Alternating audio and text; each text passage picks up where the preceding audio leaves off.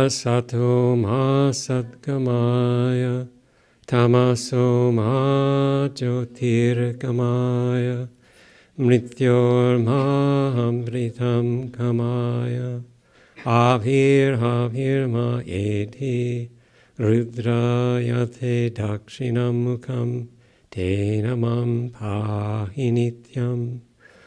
Om Shanti Shanti Shanti. Lead us from the ever-changing to the unchanging.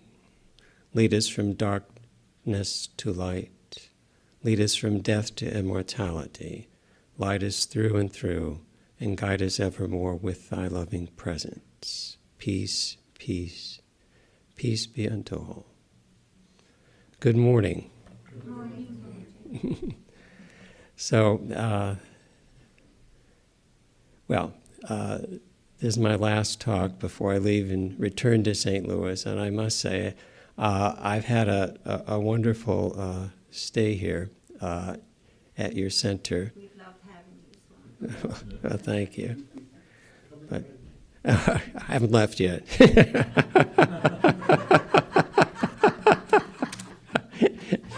The traffic is, the air traffic is a little snarled, so you never know. So the topic today is Swami Brahmananda as a spiritual teacher. This talk assumes familiarity with Hinduism as a whole.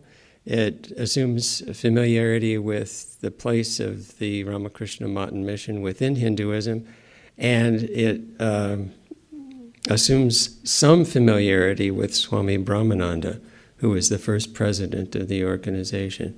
So if anyone's here that doesn't have that background, it's going to be a little spotty. So I want to start with at least a sketch of Swami Brahmananda's life, and then go to the mature period of his life and talk about the interaction that he had with friends, monastic disciples, and devotees, in which he prodded, counseled, reprimanded, and otherwise awakened them to the spiritual path and did what was necessary for them to reach the goal. He was born Rakal Chandra Ghosh in January of 1863 in a village about 36 miles from Calcutta. He lived 60 years, dying in 1922. As a boy, Rakal was handsome, energetic, good at sports, gardening, and fishing. Among the young boys who were his peers, none could compete with him in strength. And he retained this strength all his life. As a young man, he worked out in the gymnasium and wrestled and did gymnastics. But for the last period of his life, he did none of that, and yet he retained his strength.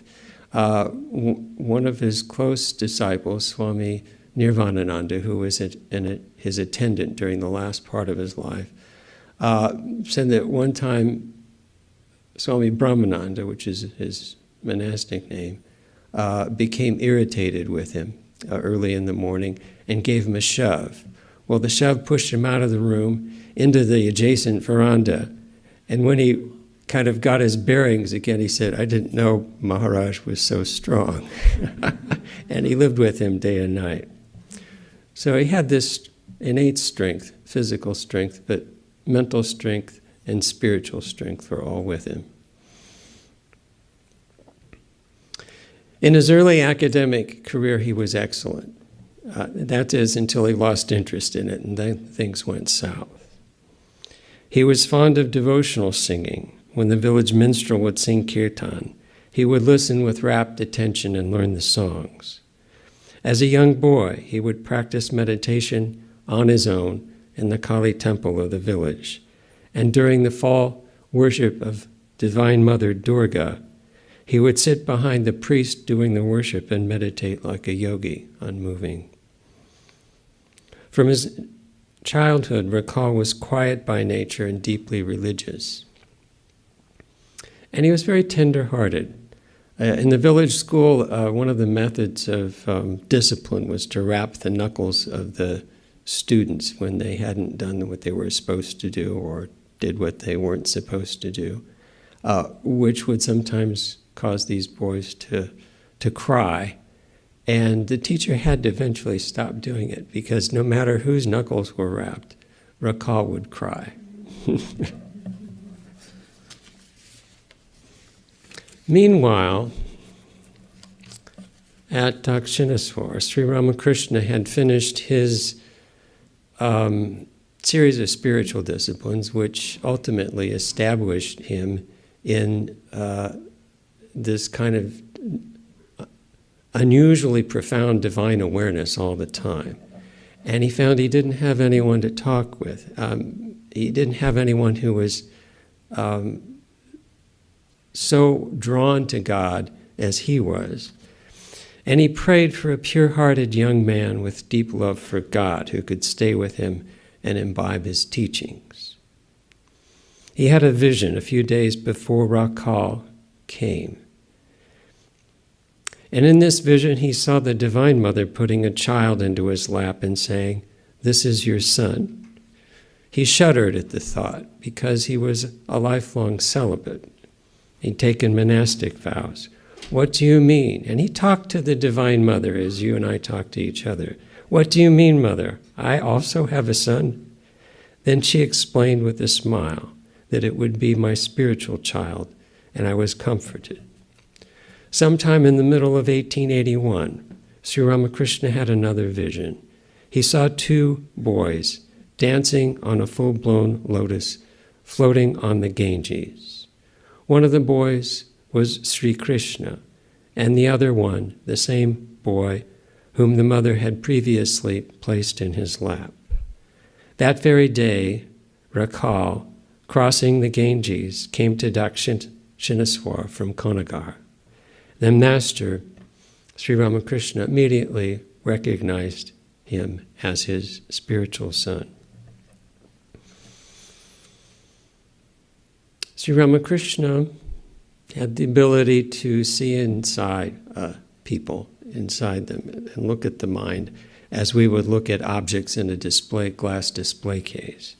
And he says, Rakal has the keen intelligence of a monarch. He could rule a kingdom if he wished. And in the 5 years, 1881 to 1886, that he was with Sri Ramakrishna before the latter's death, Rakal was trained. He had many spiritual experiences, including samadhi, the direct experience of divinity. After Sri Ramakrishna's passing, Rakal renounced the world and took monastic vows with his brother disciples and became Swami Brahmananda. Swami Vivekananda, the leader of that band of direct disciples of Ramakrishna, called him Raja, that is, great king, because of Sri Ramakrishna's assessment of him. And he was later known in the monastic order and in the religious organization as Maharaj, or great king.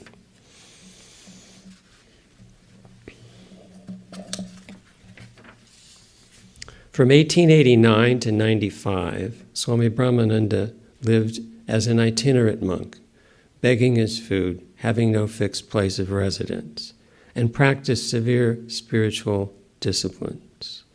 Most of this time he was with one of his brother disciples, at the insistence of Sri Sarada Devi and Swami Vivekananda, who were worried about him. They wanted someone that would look after him and beg food for him if he became so absorbed in meditation that he failed to look after his own needs. While in Omkarnath on the river Narmada, Swami Brahmananda was once in samadhi for 6 days at a stretch without a break. Normally, when someone has this beatific experience, the direct division of God, their body doesn't last more than 21 days. But a few people come back from that state and live with a sense of compassion towards other beings, human beings and non-human beings as well. And Swami Brahmananda was one of these select few. while he and a brother disciple were in Vrindavan, practicing spiritual discipline, Vijay Krishna Goswami, who knew Sri Ramakrishna and knew Swami Brahmananda when he was being trained in that period in Calcutta under Sri Ramakrishna, questioned him. He said, Ramakrishna gave you everything that is covetable in spiritual life. Why then do you still practice so much austerity? Actually, he said, why are you now acting like a beggar? You already have it. Brahmananda humbly answered, the experiences and visions that I received by his grace, I am now trying to attain as my permanent possession. It's one thing to be lifted up on the roof. It's another thing to climb all the steps, you see. So he wanted to be established. He knew where he was going. He'd had the experience, but he wanted to be established in that and know the whole path from start to finish. And for that, he was willing to spend all his energy with complete focus. In 1895, he returned to Calcutta. His 6 years of wandering had been years of great spiritual growth. Then on his return, everyone was amazed to see his shining face, just beaming with indescribable joy. He had become also very calm and grave. The boyish young man who had gone out traveling in 1889 had returned a mature man, vitally changed. He was steadfast, stalwart, enduring, self-reliant, and the master of innumerable spiritual experiences. He was now well established within himself, and now with a bit more experience qualified to rule both a material and spiritual kingdom. He was handed responsibility of the fledgling Ramakrishna movement along primarily with Swami Sarvapriyananda by Swami Vivekananda before his death in 1902. Vivekananda had tremendous faith in Brahmananda's judgment and loyalty. He said, others may desert me, but Raja will stand by me till the last. Now, this seems like a strange statement, but there's reason behind it. Swami Vivekananda was a rather difficult leader to follow. He'd take these unusual quantum jumps, and people said, well, now, wait a minute, that's not what Sri Ramakrishna taught us. He was seeing things at a greater depth and acting on those, because he was very dynamic. And so the other brother disciples would argue with him, for instance, why should we do all this social service? That's not our dharma, that's not our way as monastics, and Brahmananda and some of the others wouldn't want to go along with it. But Brahmananda, no matter which twist and turn Swami Vivekananda took in terms of being their leader, he never murmured anything. And just as an example of that, although their temperaments were quite different, their insight was very similar. Swami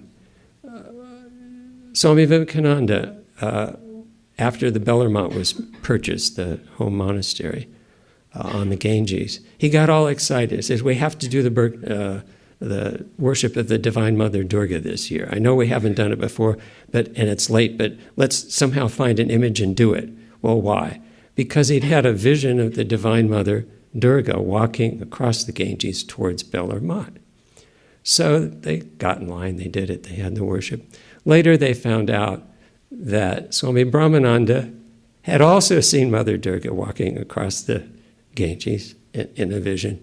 So he had the insight, but his temperament was quite different. Of course, he got in line and did everything that was necessary for the worship. But this is how it was with all of these twists and turns that Vivekananda did in starting the organization. So the topic is Swami Brahmananda as a spiritual teacher.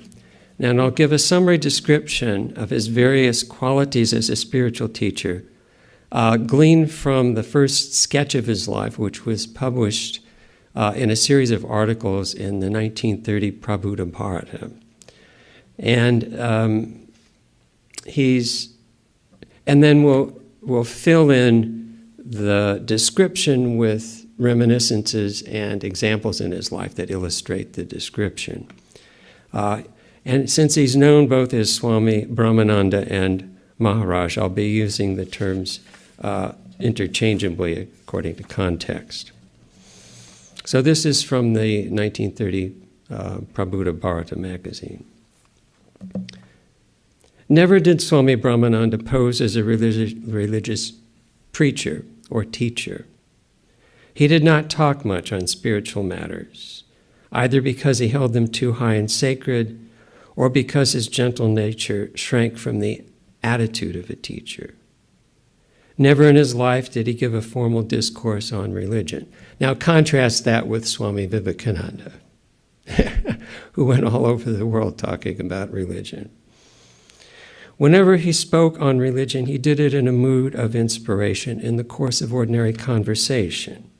If a religious question was directly put to him, he would generally avoid it, pointing to one of his brother disciples or to a learned younger Swami who happened to be nearby. Now, that's the fit person to answer that important and deep spiritual question. At times, with his usual mirthfulness, he would introduce a light topic or create some kind of fun, in the course of which he would disclose a spiritual truth or give a hint or suggestion which would solve the doubt of a questioner and not unoften change his outlook on life permanently. These were matters of daily occurrence.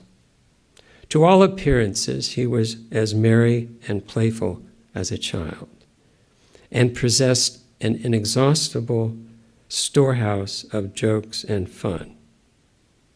But behind that gaiety, there was an undercurrent of spiritual consciousness which nothing could thwart or impede. Many a time, while the merriment was in full swing, any expression of genuine spiritual feeling by any in attendance would bring about a sudden and complete change. His soft, cheerful countenance would suddenly appear grave and solemn, and perfect serenity would fill the atmosphere.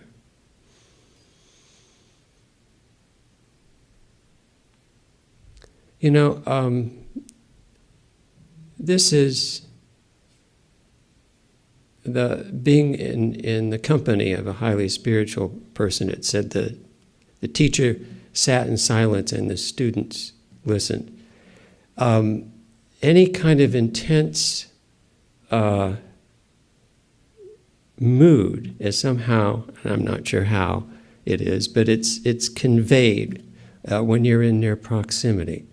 And the opposite side is it's also true. Anyone that's really disturbed when they walk into a room, you can feel it. You don't need to actually see them come in or look. You can just feel that mental disturbance. Well, it's the opposite in this case. That perfect calmness is communicable. His natural inwardness also exhibited itself in the occasional moods of absorption into which he passed while listening to random conversation or smoking the hookah, as well as his natural dignified demeanor. But this ceaseless flow of spiritual consciousness was all the more apparent in his transcendent aloofness. Though in the body, he was not of the body. He loved all, he mixed with all, he had interest in everything, and yet soared far and beyond. He viewed things neither in the grossness of limited reals, nor in the homogeneity of pure existence. This is a state called vijnana. After you've attained nirvikalpa samadhi, the world disappears and all that exists is infinite consciousness and infinite bliss. Coming back from that, I've heard, I don't know a person is simultaneously aware of the discrete things and beings that are around them, as we are, but they're also simultaneously aware of the divine substrata that supports them. So he viewed things neither in the grossness of limited reals nor in the homogeneity of pure existence. Thus, though living apart as a spectator, he had an ineffable love and sympathy for all. Now, in spite of this reserve and his unwillingness to easily talk about spiritual matters, if anyone had real trouble or difficulty in spiritual life, he was ever ready to help. To many he gave private instructions, but only after he was convinced of their sincerity and earnestness. In his own words, "There are many people who ask me to bless them, and I can't help laughing inside when I hear them. They don't do as I ask them. In fact, the moment they leave my presence, they do whatever they like. They want to attain spiritual realization without exertion. Don't you see, when such people come, I usually while away the time in aimless talk, in cracking jokes and making fun. I speak of higher matters to only very few, who I think will take my words and live up to them. But even they don't follow my instructions fully."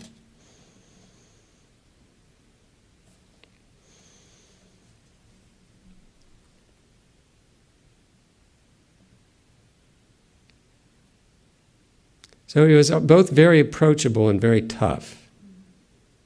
You know, he was like an army general. I remember there was a general named Schwarzkopf who used to give briefings during the Iraq War, and after a while, the journalists knew that he wouldn't say anything he didn't want to say, or do anything he didn't want to do, and they kind of fell in line with that. It's something like that. Besides giving general and individual religious instructions to earnest seekers, he gave spiritual initiation to a select few. That's mantra diksha. But in the manner of giving that spiritual initiation, diksha, in accepting someone as his disciple, he was particularly strict. He refused almost everyone when they approached for the first time. If he found anyone deserving it, he would give them a preparatory instruction after the aspirant's persistent prayer for 4 or 5 years. The final initiation would come in some cases after 7 to 10 years, after the aspirant's steadiness and earnestness were fully tested and his or her eagerness for truth roused to the extreme. But once accepted, he would stand by them for good. He said, "He is the best guru who, whether his physical body stands or falls, will see that every one of his disciples attains liberation." He loved his disciples not in spite of their faults and weaknesses, but with them. If any of them went astray, he would not reproach or despise them, but like a fond mother, feel more for them, more deeply, watch them inwardly, and bless them all the more. Now, this was the experience of the person who wrote this article, but it wasn't universal. Swami Nishpapananda, who I mentioned before, was his attendant in the latter part of Swami Brahmananda's life. And early one morning, Swami Brahmananda couldn't find something that was supposed to be in a specific place. And he reprimanded Swami Nishpapananda. He got really angry. And Swami Premananda was within earshot. Swami Premananda was another spiritual giant, Swami Brahmananda's brother disciple. And he came in, he was kind of worried about what might happen. And he told Nirvana, I says, run away, go, leave right now. Nirvanananda, to his credit, said, leaving hearth and home, I came here. I have no place to run. And he sat in a corner and just wrote it out. So he had all those modes, but mostly he was very benign when people needed help. So how did Swami Brahmananda handle problems among the young monks that were joining the early organization? And they weren't necessarily his disciples, but he was in the state of consciousness where really everything he did was spiritual teaching because his consciousness was there all the time. And he was looked upon by his brother disciples as a spiritual dynamo. He could do things that they couldn't do. Sometimes there were difficulties in the monastery. Young people had joined. And the mind is so constituted that it has both bright and dark forces. Sometimes the novices, while they were getting adjusted, would even quarrel and become obstinate, might be disrespectful towards their senior monks or disobedient. And yet they had spiritual hankering. Swami Premananda was abbot of the Bellarmine. And one day, two of these novices quarreled. And they had previously quarreled. This was another quarrel. And he came to Swami Premananda came to Swami Brahmananda and said, you know, this is just too much. If they continue like this, they should be expelled. And so when Swami Premananda got excited, he talked fast. If they continue like this, they should be expelled. Brother Baburam, we should be patient with these boys. They have received the grace of God. Otherwise, how could they turn their minds from the transitory values to the eternal truth? They have received God's grace. We must be patient with them. All right, Maharaj. I'm bringing them. Swami Premananda gathered the two recalcitrant monks and anyone else he could find, and he brought them into Maharaj. He lined them up and said, Maharaj, just bless them and put your hand on their heads. So one by one, they received the blessing of Swami Brahmananda. He put his hand on their heads, and they felt at once some spiritual exaltation. Their minds were raised to a higher level, and they could not, and in that state of mind, they could not stoop to those petty quarrels anymore. Unless the mind gravitates to lower levels, we won't quarrel about petty things. When the mind is raised higher, petty things seem petty. So this is really a truism in spiritual life. These knotty problems of human existence that we face are not really solved at the level at which they present themselves, but they're resolved on a higher level. And this is what he was doing for these young novices, and anyone else that Swami Premananda could round up and put in line. And I mean, thinking about this, when I was preparing the talk, it occurred to me that Swami, and this is a little devious, and I don't know if Swami Premananda could have actually done this, but it occurred to me that he might have set this up, and by mentioning expulsion, feeling that he could rouse compassion within Swami Brahmananda and put him in a mood where he could put his hand on their heads and bless them and get this effect, because he wasn't always in that mood. So Swami Premananda might have just kind of, I'm not saying he did that, but he could have. So what was it like from the other side? What was it like from the perspective of a novice to be in Swami Brahmananda's presence and be in training at that early stage of our religious organization? And for this we'll go to the reminiscences of Swami Gyanatmananda, who first met Swami Brahmananda in 1918. So we knew him for about 4 years before Swami Brahmananda died. He says, "What was it that we found in Maharaj? A man of this earth, yet not of this earth, completely absorbed in meditation wherever he might be. When he was seated, his abstracted look told us his mind was on a different plane. He used to smoke frequently. His hubble-bubble was always kept ready for him when he sat in his chair. But would he smoke? A puff now, and another puff after a few minutes. Then the tobacco would burn itself out. Another preparation was made, and that too met the same fate. His mind, attached to the tobacco for a few minutes, was soaring in a different region." And there's a picture that some of you may have seen of Swami Brahmananda smoking a hookah. And I'd seen it many times, but some of those photographs that we have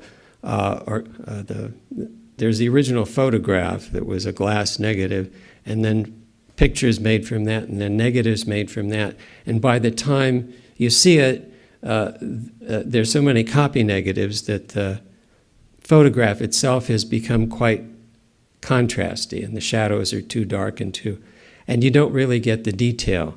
Well, Swami Chaitananda and I were in Providence in 1987, and Swami Sarvapriyananda opened up the archives. And there was what looked like an original photo of Swami Brahmananda smoking the hookah. And you could see in this photo, I never thought much of the photo, but in that one that was so clear, looking at his eyes, you could see he was somewhere else. You could see what this monk is talking about here, that he was gone. And, it's kind of like Ramakrishna's description of the look on the face of a mother bird when she's hatching her eggs, a look of not immediate seeing, when the mind is... Now you can have this when you're mentally disturbed, but it was just the opposite. His mind was soaring in the spiritual plane. When he walked, his feet, as it were, touched not the earth, but glided over the ground. This was something that was remarked upon by other monks of this generation, that he walked like, they never seen anyone walk like that. It was as if he was floating rather than walking. Arjuna says in the second chapter of the Bhagavad Gita, Stita Pragyasa Kabhasha, what are the signs of steady wisdom? How does a person who's experienced that divinity directly, how do they move? How do they walk? Well, the question is asked but never answered in the Gita. You can read the whole thing. You can't answer it. It can't be described. But there is a difference, and that's what he's talking about. When he spoke, and Maharaj seldom did that, it seemed that his words were coming from another sphere. It was sweetness all over, and blessings to all who chanced to be nearby. Now, when we read those words, there are no recordings of Swami Brahmananda. When we read those words, sometimes when he gets in these moods to give instruction, it's like cannonballs. It's truth, and then more truth, and then it's so direct, it's so forceful. But we don't hear his voice. We don't hear his voice. It was sweetness all over and blessing. So the voice carried something that the words don't. During his stays at Bellarmont, Maharaj used to get up very early, come to the eastern veranda of the upper story of the old monastery that faced the Ganges, and take his seat in an armchair. We novices arrived a little earlier, took our seats on the floor, and tried to meditate before him, sitting in 2 rows. Maharaj generally remained absorbed in meditation, but sometimes he walked between the rows, repeating silently the name of God, and thereby giving impetus and strength to our childish attempts at meditation. When the sun rose and the bell for work rang, we generally got up and made pranams and went to do our respective duties. When Maharaj turned his benign eyes on any one of us in particular, as one of my fellow brothers has described, the fortunate one was sure to feel a divine joy that would last at least one day. And if any of us were lucky enough to have a touch from him, he was certain to have that joy last at least 3 days. I, too, had the good fortune of feeling his touch. At that time, Maharaj sometimes used to have fun with us, jokes and pranks, and what divine fun it was. We all enjoyed it to our heart's content and returned to our allotted duties with our hearts full of unspeakable joy and bliss. A sad saint is a sad saint. And you should feel joy in the presence of someone who's immersed in joy. Now, what about Swami Brahmananda's teaching method? I picked this up from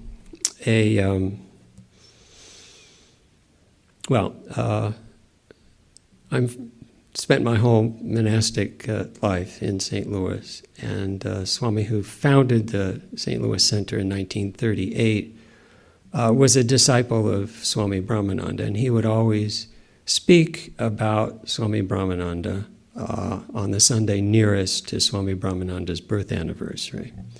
And I picked this up from a 1968 talk by Swami Sarvapriyananda.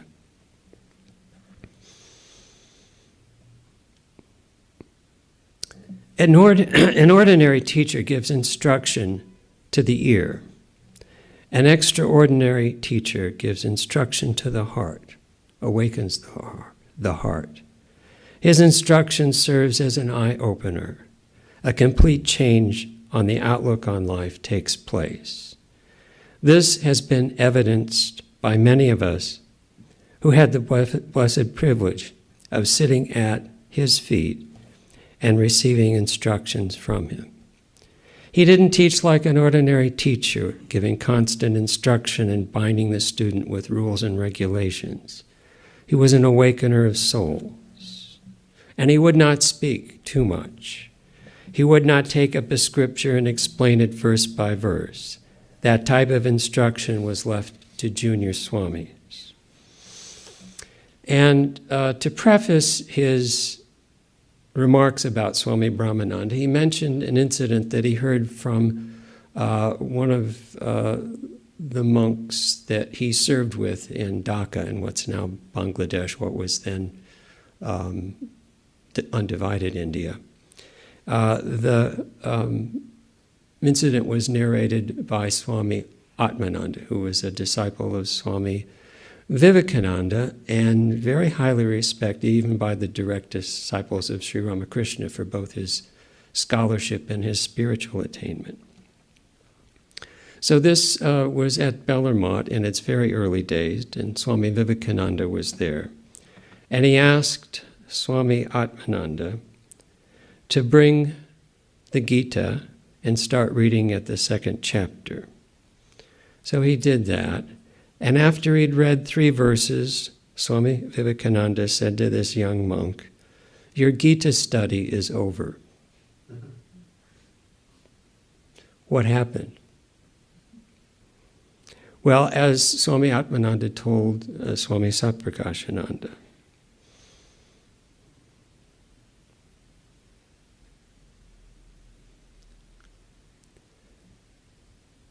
unless we have a very subtle spiritual perception, we really don't understand the scriptures that are using words to describe things which are beyond words.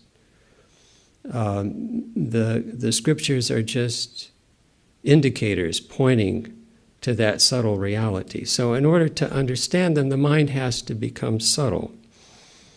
We can be familiar with the commentaries and verses, we can memorize the whole scripture and not understand it, not grasp the meaning.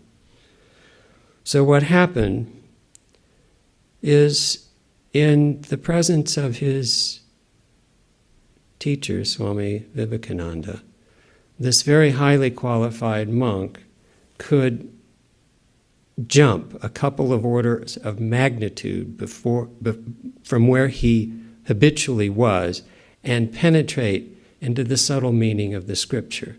So when he read that verse, something flashed in his mind which explained not just that verse, but many, many verses in the Gita and in other scriptures. And the verse happened to be verse 3, chapter 2, which Swami Vivekananda considered to be the essence of the Gita. Give up faint-heartedness, stand up like a hero, and fight. You know? The essential message of the Bhagavad Gita is you have to be a hero before you can be a saint. You need that strength, that courage, that dauntlessness, that heroism. That's developed when you fight for justice, when you put your life on the line for justice. You need that. That's the prerequisite for the spiritual journey. That's what you need. So we stand up like a hero and fight.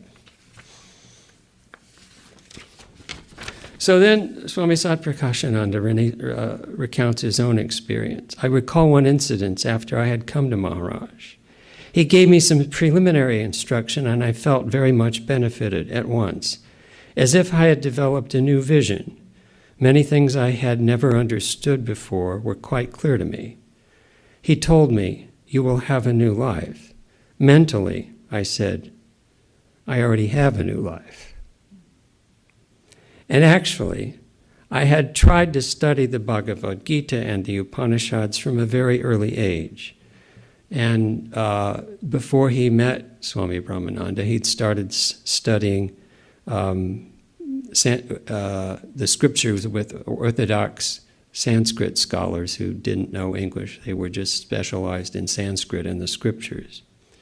And one day, about 3 months after I had talked to Maharaj like this, I was trying to meditate. All of a sudden, one verse of the Gita came to me. Of the unreal, there is no existence, and of the real, there is no non-existence. It's rather enigmatic. The underlying truth flashed before my mind all of a sudden and explained many other verses. I at once grasped the truth, and this was his way of teaching. Now, he could have said, I figured it out, but he could see the difference between how far he could get with his own efforts and how far he was able to get after he'd met Swami Brahmananda and started receiving instructions from him. And he said, and then comparing notes with Swami Atmananda, he realized that this was a kind of grace. And he mentions another verse in the Mandukya Karika of Gaudapada. So the Gita verse is, of the unreal there is no being, of the real there is no non-being. The culmination of both has been found by the seers of the divine reality. And the verse in the Karika is this: that which is non-existent in the beginning and in the end is so in the present manifest state as well. Such are apparent, like illusions. Still, they are looked upon as real.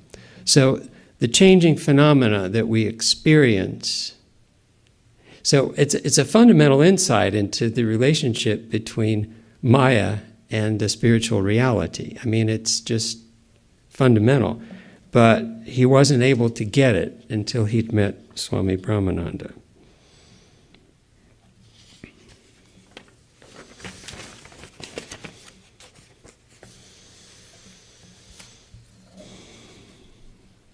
Now, what about the people who came to Swami Brahmananda, with whom he whiled away the time in aimless talk, cracking jokes, and making fun?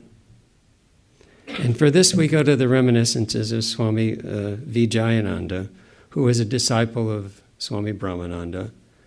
And he had a very Western attitude towards spiritual life and was kind of critical and questioning and unconvinced.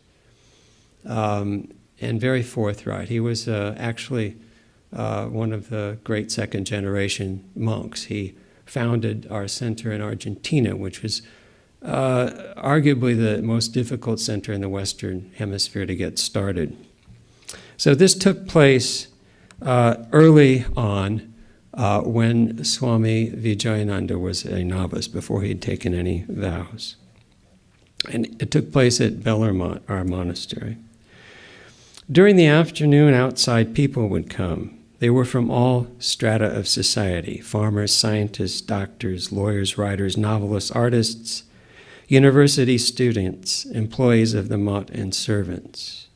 All kinds of people without distinction would gather, and the conversation between the Swami Brahmananda was conducted in great joy.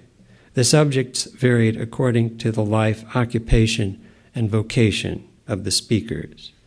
For example, one day, the Swami asked the great scientist Jagdish Chandra Bose, "Sir, how long will you continue to observe the different manifestations of consciousness in the plant kingdom? Don't you see that minerals are waiting? They want to show the world that they also have the same consciousness underlying. Everything is a manifestation of that living divinity."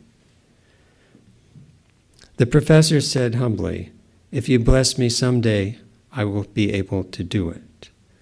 To a famous dancer he said, "What a wonderful dance you showed me, interpreting the young Sri Krishna. But if you allow," see, this is if you allow, I would suggest something. Very, very, very soft. If you allow, I would suggest something. While dancing, as well as in any of his other acts, Sri Krishna never forgot who he was. He never forgot the divinity. So when you represent Krishna, don't forget this. The dancer answered, "Maharaj, that's impossible. How would I be able to raise myself to that divine height?" Well, I have a suggestion. Before beginning your dance, meditate for a while on Sri Krishna, and you will see that he himself will take possession of your body and your dance will be transformed. He told a lady, "Mother of so-and-so." It was a custom at that time to address ladies in this manner.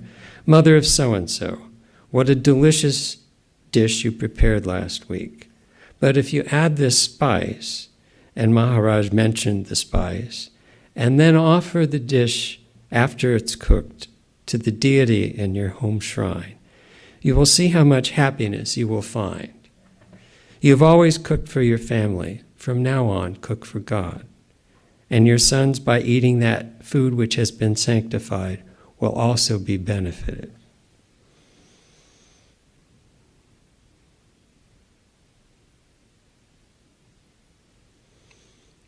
So I stationed myself on the big veranda, kind of like a fly on the wall, and would observe these extraordinary meetings and would notice that everyone felt great joy. When the meeting was finished and they were going downstairs, they would say, "Maharaj loves me more than anyone else." And I would think, these people are crazy.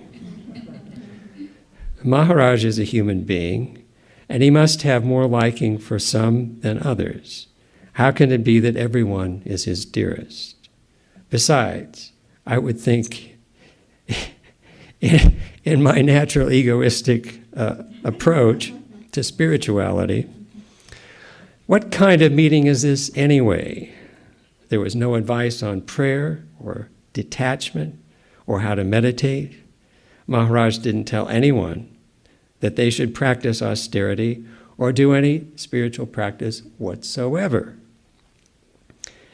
And here all say he's an ocean of spirituality. I do not understand anything. But in spite of my mental misgivings, my love for him was increasing. I could feel how his love would lift me up and make me forget about all my past. One day at 2 p.m., I was called into his room. You could say he was called on the carpet. Maharaj had already given me a nickname, which he would use when I was alone with him. It was a Western nickname. Smiling and somewhat jokingly, "My son, I also observe you when you are observing me." Do you know something? People don't know what true spirituality is. In this world, most of them don't know what pure love is. They don't know how to love, and nevertheless, all expect to be loved by others. They come to me expecting that I will solve their problems. I tell them that they should tell everything to God, and He will remove their pain. All suffer, but all have something good in them. And maybe they don't know the excellent qualities that they have inside that haven't manifested yet. I encourage them to develop this good aspect that they have, and thus they get faith in themselves, which is a very important prerequisite for this spiritual life. They feel my love and their hearts melt, and so they continue to love me and get ready for spiritual life by nourishing that faith in themselves and their love for me. Later on, when by God's mercy a desire for purification and permanent happiness wells up inside them, I tell them, do this. Then in clean, cultivated soil, the seed of spirituality will germinate.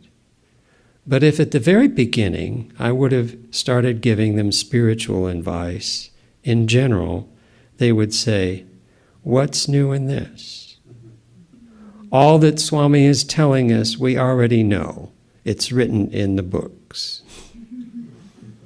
So he was not whiling away or wasting his time with these frivolous talks with the devotees.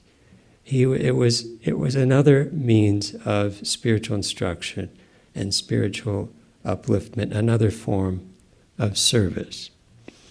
According to time, place, and circumstance, he would act accordingly. And this reminiscence is very unusual because I don't find anywhere else him talking so frankly about these things. So this young monk was special to kind of get this treatment. And now he moves from the general to the particular and has his particular instruction for this young monk. "Besides, I shall tell you a secret. This world is made up of good and bad things, and that they only differ in degree. Covered by egotistic ideas, people don't feel the presence of real love.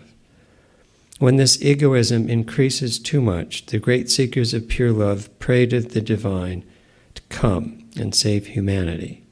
Hearing their prayer, pure love, or God, incarnates. This is the secret of divine incarnation. People have everything, but lost in ignorance and vanity. They forget the necessity of feeling the presence of God, and that pure love is the remedy.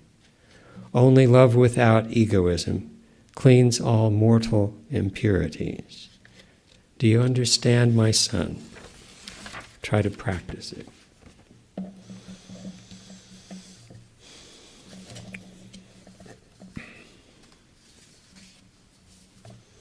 So we mentioned that Swami Brahmananda would often arouse this intense longing for God in his students, and then make them wait 4 or 5 years for instruction, and then maybe another 4 years for final initiation. In the meantime, their yearning and restlessness increases, and there are many descriptions of this. This was fairly common.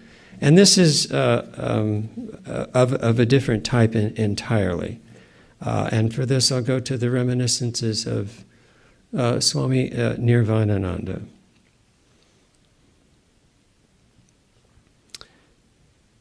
This was the year 1918.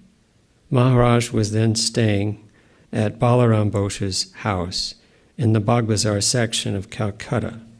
I was with him, being his attendant. On this particular day, he had just finished lunch, and he generally took rest after lunch. I was sitting on a bench outside his room when a young girl and her brother arrived. The girl asked permission to see Maharaj, and I told her, as I would have told anyone, that it would not be convenient for him to see her right now, as he'd just finished meal and was taking his rest. She began to sob. Swami Sardananda had told her to come. Swami Sardananda was another brother disciple of Swami Brahmananda. With tears in her eyes, she said, "Look, I shall only pay my respects and then leave. Please, arrange it." Moved by her sincerity, I again went to Maharaj and told him, "Sharat Maharaj has sent this girl. She only wants to pay her respects and go." When I mentioned Swami Sardananda's name, Swami Brahmananda agreed to see her. Later, I learned that while making pranams, the girl began to sob. Maharaj suddenly went into an ecstatic mood, becoming silent and motionless. After a while, he looked at the girl. "Get up, my child. Tell me, what has happened?" But the girl was still weeping. She finally stood up but was unable to speak.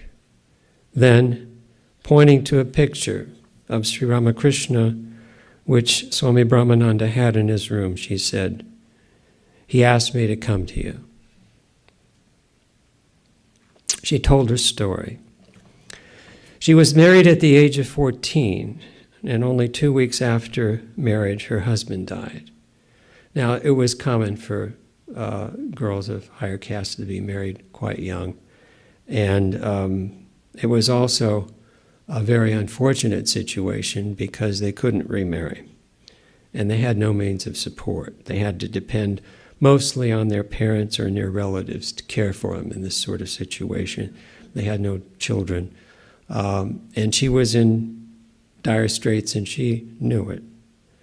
Her future looked very dark, and in her despair, she wept bitterly and incessantly prayed, "O Lord, what will become of me? I'm so lonely and helpless. What shall I do? Please show me the way." After a year or so, one night, Sri Ramakrishna appeared to her in a dream and said, "Don't cry. My son Rakal is living in Bagbazar. Go to him. He'll help you."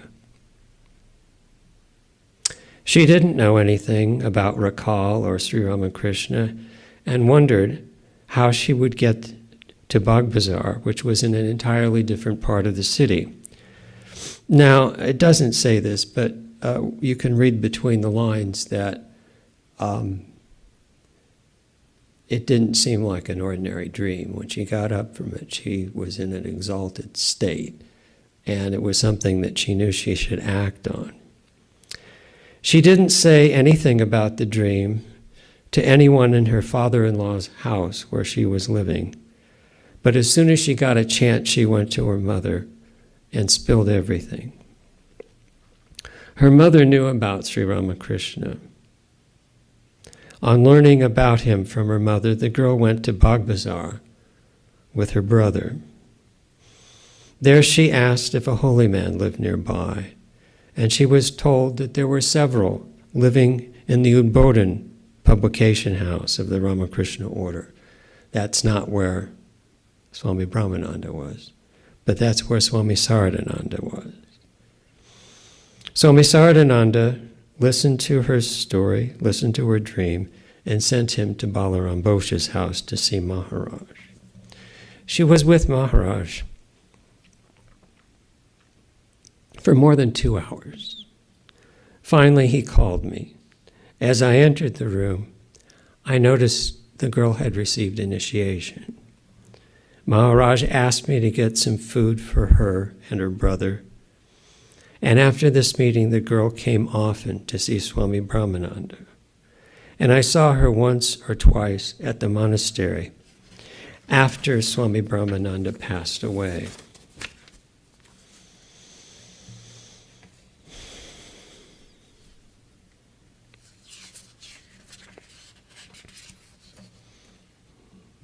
In 1942, a nun in ochre-colored robes came to see me at Bellarmont. She was accompanied by a young girl disciple. At first, I didn't recognize her. But when she reminded me of her visit with Maharaj 24 years earlier, I at once recalled and asked her where she had been all these years. Following Swami Brahmananda's instructions, she had spent her time in spiritual practice in such places as Vrindavan, Banaras, and Haridwar.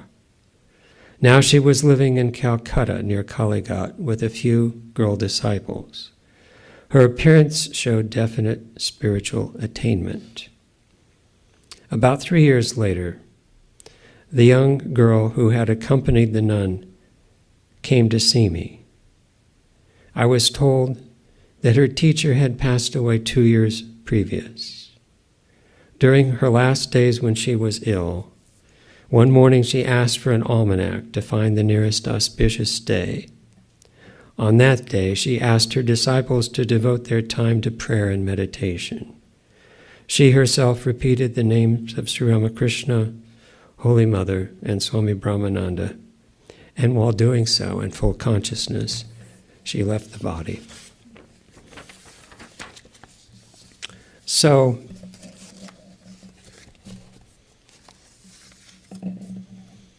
ultimately, we only get hints about such things as spiritual transformation that takes place in the lives of these great spiritual teachers, because most of it's not written down. Not everyone has the ability to convey these things in words. We just get a glimpse of it. But there are probably a lot of stories like this that are also inspiring that we just don't know about. And Swami Brahmananda didn't always wait for someone to ask him. While on pilgrimage in South India, he saw a nun of a completely different organization. And, he had this ability to just read things. And he went up to her and talked to her about her spiritual disciplines and something that she needed to do, and went away, just saw her that one time. We don't know the rest of the story. So anyway, this is just the tip of the iceberg, but it's an interesting tip. So I'll close with a prayer. Om